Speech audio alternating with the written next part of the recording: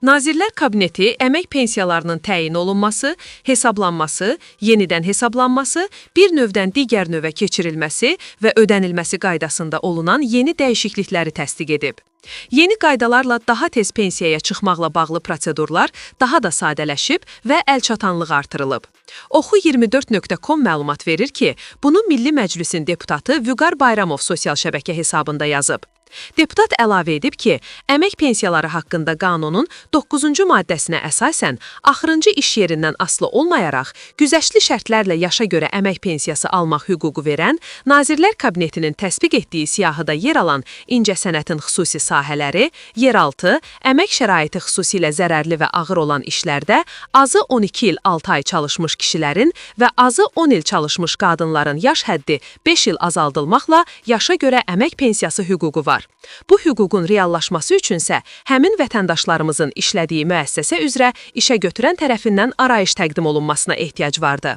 Amma bəzi hallarda, xüsusən həmin müəssisələrin fəaliyyətlərini dayandırması səbəbindən belə arayışların alınmasında çətinliklər yarandı.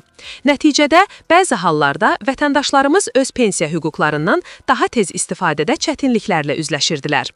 Yeni dəyişikliyə əsasən, qeyd edilən səbəbdən həmin arayışın təqdim edilməsi mümkün olmadıqda, şəxsin işləmiş olduğu peşənin Nazirlər Kabinetinin təsdiq etdiyi güzəştli şərtlərlə yaşa görə əmək pensiyası hüququ verən istehsalatların, peşələrin, vəzifələrin və göstəricilərin siyahısına uyğun olması əsasən, onun müvafiq iş dövrü güzəştli iş stajına daxil ediləcək və erkən pensiya hüququ qazanacaq.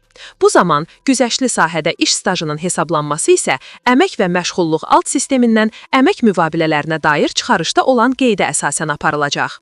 Bununla yanaşı, əmək kitabçasında olan qeydə və ya dövlət arxivinin arayışına əsasən də təyinat mümkün olacaq. Yeni dəyişikliklər ilə qulluq əlavəsi alan və işləməyə davam edən şəxsin əmək pensiyası hesablanarkən, əmək haqqı və ya pensiya kapitalı əsasında hesablanan pensiya məbləğlərindən hansı yüksək olarsa, vətəndaşa həmin məbləğ təyin ediləcək. Yəni, bu hallarda vətəndaşın gözlənilən pensiya məbləğində artımlar olacaq.